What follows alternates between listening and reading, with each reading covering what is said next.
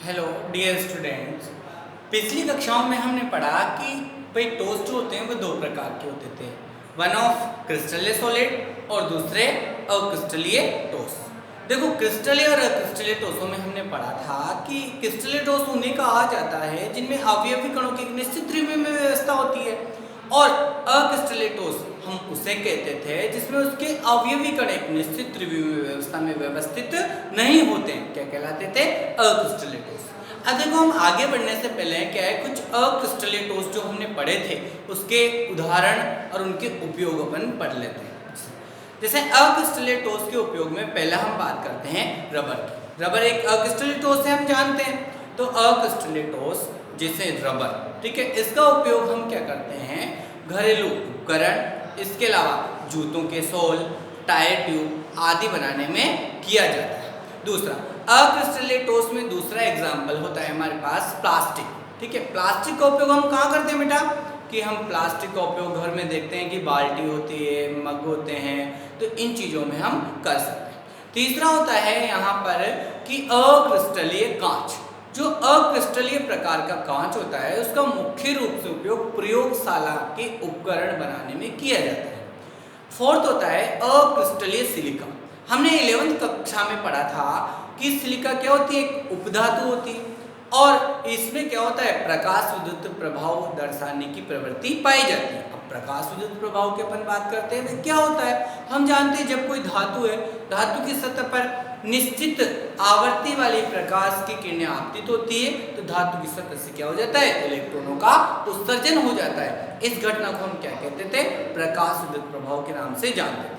और जो अक्रिस्टलीय सिलिका होती है ये प्रकाश विद्युत प्रभाव प्रदर्शित करती है, इसलिए इस अक्रिस्टलीय सिलिका का उपयोग हम फोटोवोल्टीय सेल, प्रकाश विद्युत सेल बनाने में किया जाता है। ये क्वेश्चन पूछ लिया जाता है, भाई अक्रिस्टलीय सिलिका का उपयोग कहाँ किया जाता है, ज्यादातर फोटोवोल्टिक सेल में, या फोटोवोल्टिक सेल बनाने में किसका उपयोग किया जाता है, किस अक्रिस्टलीय ठोस का उपयोग किया जाता है, किसका, अक्रिस्टलीय सिलिका का। तो नॉर्मल चीज होगी। अब देखो हम आगे बढ़ते हैं कि भाई ठोस जो थे वो अपने ऐसे तो बोल दिया था कि क्रिस्टलीय क्रिस्टलीय दो प्रकार के होते हैं, परंतु वो ठोस के जो अवयवी कण है वो किस आकर्षण बल से एक दूसरे से जुड़े हुए हैं, उस आकर्षण बल के आधार पर जो ठोस होते हैं विभिन्न बंधन बलों के आधार पर चार प्रकार के होते हैं। ठीक है, तो हम कहेंगे हमारा टॉपिक तो होगा कि विभिन्न बंधन बलों के आधार पर ठोसों के प्रकार। तो कितने प्रकार के होते हैं, चार प्रकार के, जिसको हम इस टेबल की सहायता से क्या कर सकते हैं, समझ सकते हैं। देखो चार प्रकार में कौन कौन से होते हैं, पहला तो आणविक ठोस, ठीक है, दूसरा सहसंयोजक ठोस, तीसरा धात्विक ठोस, चौथा आयनिक ठोस। वापस रिपीट कर देता हूं, आणविक ठोस, दूसरा सहसंयोजक अथवा दूसरा नाम होता है इसका नेटवर्क ठोस, तीसरा होता है धात्विक ठोस, और फोर्थ होता है आयनिक ठोस। अब इन्हें समझने के लिए इस टेबल का हम उपयोग करते हैं सरलता से। जब हम इस टेबल को जान लेंगे तो हम सारे सवालों के इसके जो क्वेश्चंस आते हैं उनके हम जवाब आसानी से दे सकते हैं। तो देखो यहाँ पर एक टेबल बनाई हुई है, टेबल में पहला कॉलम जो है वो ठोस के प्रकार का है, दूसरा उस ठोस पदार्थ में उसके अवयवी कण किस प्रकार के उपस्थित है, थर्ड कॉलम है उसमें अवयवी कणों के मध्य कौन सा आकर्षण बल पाया जाता है, फोर्थ आता है हमारा कि भाई जो अवयवी कण है उसकी उससे मिलकर जो बना ठोस पदार्थ उसकी भौतिक प्रवृत्ति कैसी है, फिफ्थ आता है विद्युत चालकता, भाई वो ठोस पदार्थ विद्युत का सुचालक है, कुचालक है या कौन सा है, उस ठोस पदार्थ का गलनांक क्वथनांक क्या है और उस ठोस पदार्थ के एग्जांपल्स क्या है। तो देखो पहले हम बात करते हैं चार प्रकार के होते हैं, आणविक ठोस, दूसरा यहाँ पर आयनिक ठोस, इनका एक और नाम होता है क्रिस्टलीय ठोस। जैसे हम एग्जांपल पढ़ते हैं NaCl, NaCl Na+Cl माइनस आयनों से बनता है, तो वो क्या होता है, आयनिक ठोस होता है। तो आयनिक क्रिस्टल भी बोल सकते हो, आयनिक यहाँ पर ठोस भी बोल सकते हो, या क्रिस्टलीय ठोस भी इसको हम बोल सकते हैं। तीसरा धात्विक ठोस जो धातुओं से मिलकर बनते हैं, और फोर्थ होता है सहसंयोजक अथवा नेटवर्क ठोस। तो इन चारों के बारे में हमें पढ़ना है। पहली बात करते हैं हम आणविक ठोस की। तो देखो आणविक ठोस को तीन भागों में बांटा गया है, पहला अध्रुवीय, दूसरा ध्रुवीय आणविक ठोस, और थर्ड क्या हो जाएगा, हाइड्रोजन आबंधित आणविक ठोस। अब देखो अध्रुवीय आणविक ठोस में जो अवयवी कण होते हैं ठोस के वो क्या होते हैं, अणु होते हैं। शब्द से स्पष्ट आणविक ठोस यानी कि ऐसा ठोस पदार्थ जो अणुओं के मिलने से बनता है, आणविक ठोस। तो इनमें सभी में तीनों प्रकार के आणविक ठोस में अवयवी कण क्या हो जाएंगे हमारे पास, अगर वो पूछे तो अणु। ठीक है, अब बात करते हैं हम आकर्षण बलों की। देखो अध्रुवीय आणविक ठोस जो होता है उसके अवयवी कण जो होते हैं वो परिक्षेपण अथवा लंदन बल से जुड़े रहते हैं एक दूसरे से। ठीक है, और ये भौतिक प्रवृत्ति में मुलायम प्रकृति के होते हैं, विद्युत रोधी होते हैं, अर्थात इनमें विद्युत धारा का चालन नहीं होता है, इसका गलनांक अत्यधिक कम होता है। और इसके एग्जांपल्स जैसे अपन बात करें helium, CCl4 carbon tetrachloride, H2 hydrogen, I2 iodine, O2 oxygen, CO2 carbon dioxide. आपको पता है शुष्क CO2 जो होती है इसको कार्बन डाइऑक्साइड को शुष्क बर्फ के नाम से भी जाना जाता है। इसके बाद हम आगे बढ़ते हैं ध्रुवीय आणविक ठोस। ध्रुवीय आणविक ठोस के देखें अवयवी कण, क्योंकि आणविक ठोस है तो सीधी सीधी बात है कि अवयवी कण क्या हो जाएंगे हमारे पास, अणु। अब इनके बदले ध्रुवीय प्रवृत्ति क्या है, तो ध्रुवीय प्रवृत्ति की तो इनमें द्विध्रुव जब दो ध्रुव एक दूसरे के पास आ जाते हैं तो उनके मध्य जो आकर्षण लगता था उसको क्या बोलते थे हम 11वीं क्लास में, द्विध्रुव आकर्षण। वही द्विध्रुव आकर्षण क्या होता है, ध्रुवीय आणविक ठोसों के मध्य पाया जाता है। ये मुलायम प्रवृत्ति के होते हैं, विद्युत रोधी होते हैं, इनका जो गलनांक होता है वो कम होता है, इनकी कम ताप पर ये ठोस अवस्था से द्रव अवस्था में पिघल जाते हैं। अब ध्रुवीय आणविक ठोस में एग्जांपल है हमारे पास HCl, इसमें भी द्विध्रुव आकर्षण होता है, SO2 HISF6। ठीक है, थर्ड आता है हमारे पास हाइड्रोजन आबंधित आणविक ठोस। अब देखो हाइड्रोजन आबंधित आणविक ठोस क्या होंगे कि हाइड्रोजन आबंधित आणविक ठोस वो आणविक ठोस होंगे जिनमें हाइड्रोजन बंधन उपस्थित होगा, तो ये अवयवी कण तो अणु हो जाएंगे और बंधन कौन सा हो जाएगा, आकर्षण बल इसमें हाइड्रोजन बंधन।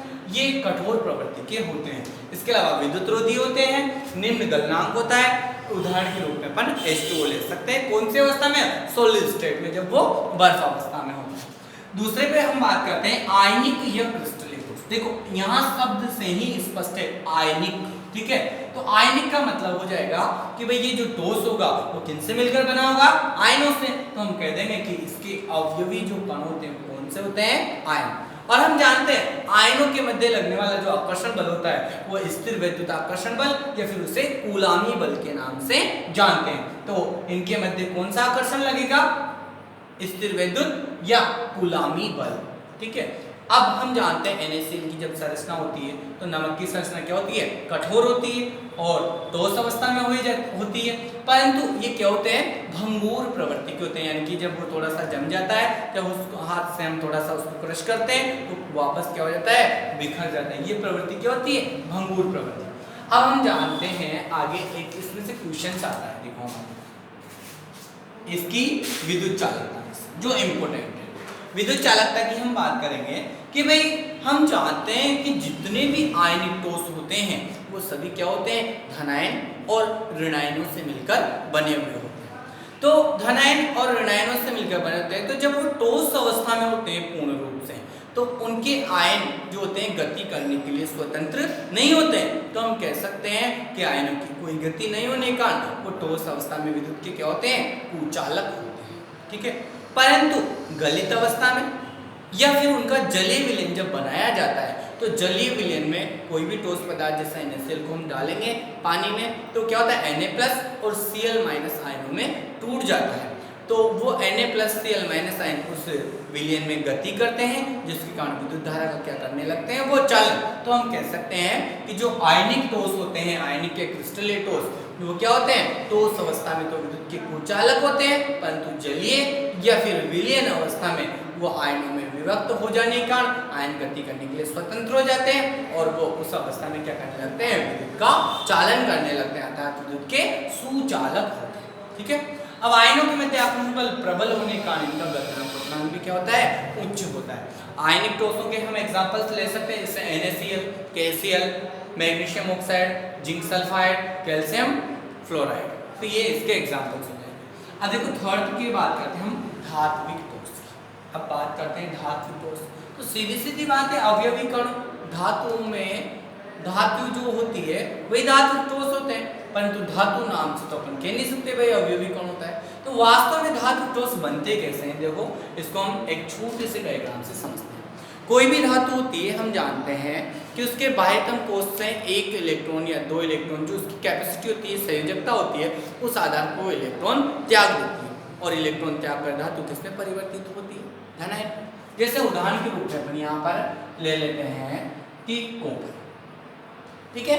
कॉपर ने क्या किया, एक इलेक्ट्रॉन त्याग दिया या फिर दो इलेक्ट्रॉन त्याग, दो इलेक्ट्रॉन त्याग दी तो क्या बन जाएगा, दो इलेक्ट्रॉन त्याग दिए इसने तो इस पे तो +2 चार्ज आ जाएगा और दो इलेक्ट्रॉन क्या हो जाएंगे, अलग।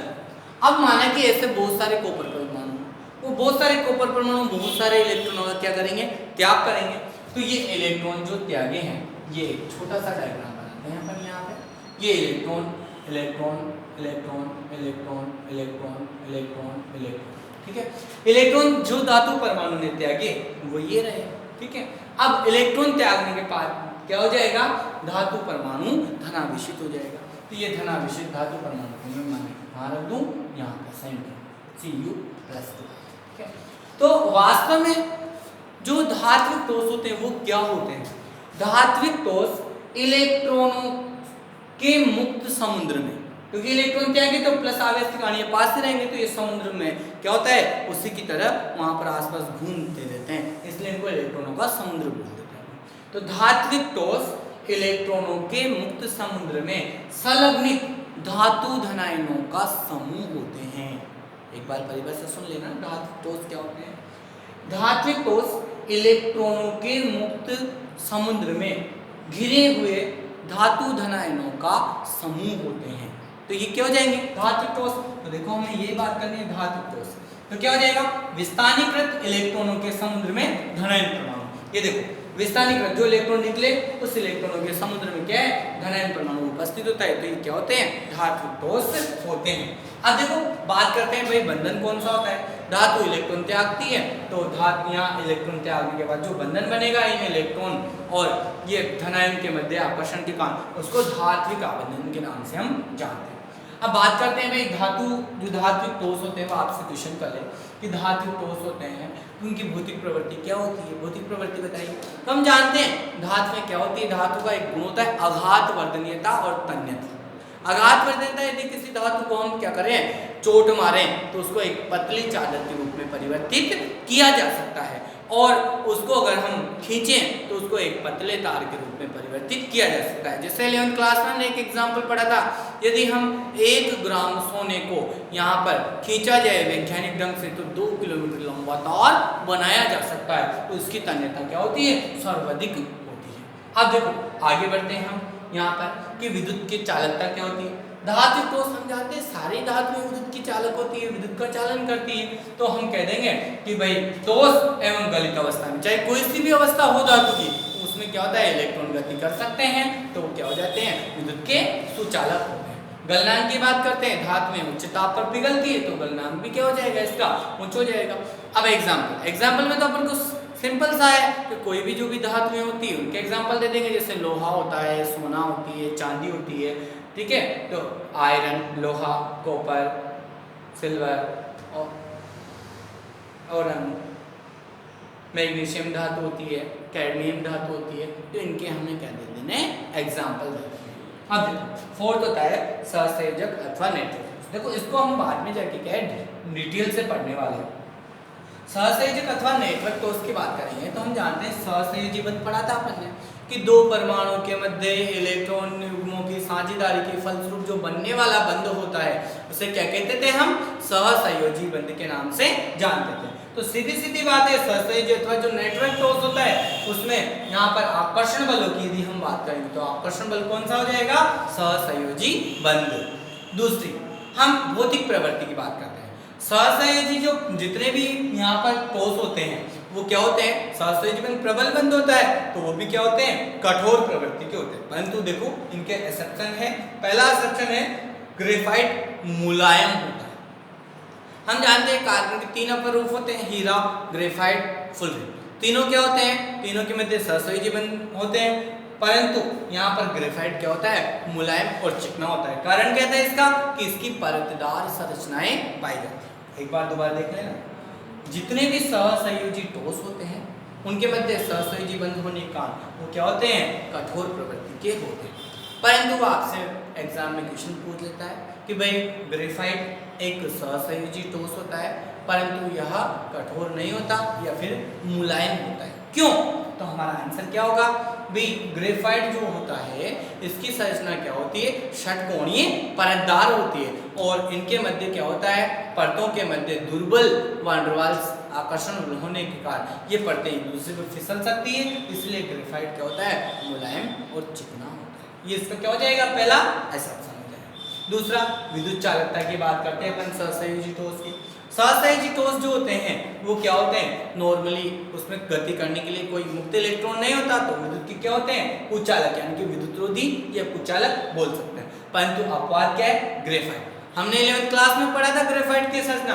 ग्रेफाइट परमाणु में प्रत्येक कार्बन परमाणु अन्य 3 कार्बन परमाणु से सहसंयोजी बंध से जुड़ जाता है, जबकि संयोजकता कोष का जो चौथा इलेक्ट्रॉन या परमाणु चौथा इलेक्ट्रॉन जो होता है वो क्या हो जाता है, यहाँ पर गति करने के लिए मुक्त होता है और उसकी गति के कारण ही क्या करता है, ये ग्रेफाइट विद्युत धारा का चालन करता है। तो ग्रेफाइट क्या हो जाएगा, सुचालक। अब बात करते हैं, देखो यहाँ पर इनके गलनांक क्वथनांक देखो तीनों माध्यम से होते हैं, अधिक भी होते हैं, कोई के उच्च भी होते हैं, मध्यम भी होते हैं। इनका मतलब क्या है, ये हमारे काम ज्यादा आने वाला नहीं है, अपन के तो केवल एग्जाम्पल काम आने हैं। अत्यधिक सहसंयोजी ठोस में सबसे अधिक गलनांक जो होते हैं वो किसके होते हैं, silicon oxide, silicon carbide, carbon का परमाणु हीरा सबसे कठोर होता है, हम जानते हैं। दूसरा उच्च, जिसका थोड़ा सा ज्यादा होता है, ज्यादा अधिक नहीं होता, एल्यूमिनियम नाइट्राइड। ये एल्यूमिनियम है और ये नाइट्रोजन है, इसकी 3 वैलेंसी इधर 3 से 3 कट जाएगी, तो फॉर्मूला क्या बन जाएगा हमारे पास, एल्यूमिनियम नाइट्राइड। मध्यम सहसंयोजी ठोस जिनका क्या होता है, मध्यम गलनांक होता है, वो क्या है, ग्रेफाइट होता है, क्योंकि मुलायम और चिकना होता है। तो देखो आज की क्लास इसी में हम क्या करेंगे, समाप्त करेंगे। अब इसमें से क्या होता है, कभी कोई क्वेश्चंस आ जाते हैं, बस उन क्वेश्चंस को हम क्या है देख लेते हैं। जैसे पहला क्वेश्चन ये बनता है यहाँ पे कि भाई ग्रेफाइट एक सहसंयोजी नेटवर्क ठोस है, परंतु ये मुलायम होता है, कठोर नहीं होता, क्यों? तो सीधा सा आंसर होगा कि ग्रेफाइट की संरचना षटकोणीय परतदार होती है और इनकी परतों के मध्य दुर्बल वान डेर वाल्स बल पाए जाने के कारण एक दूसरे से फिसल सकती है, इसलिए ग्रेफाइट क्या होता है, मुलायम या चिकना होता है, कठोर नहीं होता। दूसरा सहसंयोजी अथवा नेटवर्क ठोस जो होते हैं उनमें क्या होता है, इलेक्ट्रॉन की साझेदारी के फलस्वरूप बनते हैं, तो कोई मुक्त इलेक्ट्रॉन नहीं होता, तो ये विद्युतरोधी होते हैं नॉर्मली, तो परंतु वो कहे कि ग्रेफाइट विद्युत का सुचालक होता है, तो हमारा आंसर होगा कि ग्रेफाइट में कार्बन परमाणु जो होता है वो अन्य 3 कार्बन परमाणु से क्या कर लेता है, वहां पर 3 इलेक्ट्रॉन की सहायता से साझा कर लेता है, जबकि संयोजकता कोष का चौथा इलेक्ट्रॉन मुक्त होता है, जो गति करने के लिए स्वतंत्र होता है, जिसके कारण क्या करती है, विद्युत का चालन करती है। ठीक है, अब ये चीज़ें सारी होने के बाद देखो जब हम इसे पढ़ रहे हैं, ठीक है, साथ के साथ कॉपी में हमारे नोट्स बनने चाहिए। उन नोट्स को हम क्या करेंगे, जैसे 1 साल तक आपके पास एप्लीकेशन रहेगी, तो 1 साल के बाद भी हमारे काम आते हैं, तो इन नोट्स को आप साथ के साथ कॉपी में बनाएंगे। ठीक है, धन्यवाद।